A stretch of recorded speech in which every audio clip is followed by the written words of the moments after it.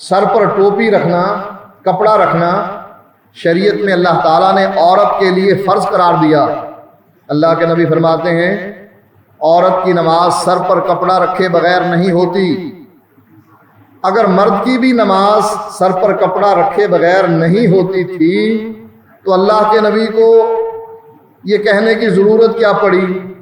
فرماتے ہر نمازی سر پر کپڑا رکھے، چاہے مرد ہو یا عورت۔ لہذا جب اللہ کے نبی نے تخصیص کر دی تو آپ کون ہوتے ہیں ان سے یہ تخصیص چھیننے والے؟ مرضی ہے اللہ کے نبی ننگے سر نماز پڑھتے ہیں اور کثرت سے ننگے سر ہی نماز پڑھتے ہیں، اس لیے کہ وہاں غربت کے زمانے میں ایک ہی کپڑا ہوا کرتا تھا۔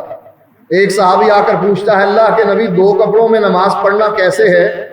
آپ نے فرمایا ہر آدمی کے پاس 2 کپڑے ہیں، جب تمہارے پاس کپڑا ہی ایک ہے پھر 2 کے بارے میں سوال کرنے کا مقصد کیا؟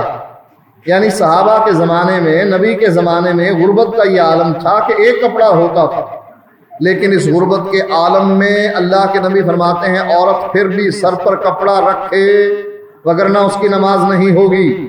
ثابت ہوا کہ یہ کپڑا رکھنا عورت کے لیے ضروری ہے، مرد کے لیے نہیں، چاہے مرد ننگے سر پڑھے یا سر پر کپڑا رکھ کر، اس لیے کہ بعض روایات میں یہ بھی آتا ہے کہ اللہ کے نبی امامہ باندھتے تھے، جب کپڑا مل جاتا امامہ باندھ لیتے، جب نہ ملتا تو ننگے سر پڑھ لیتے۔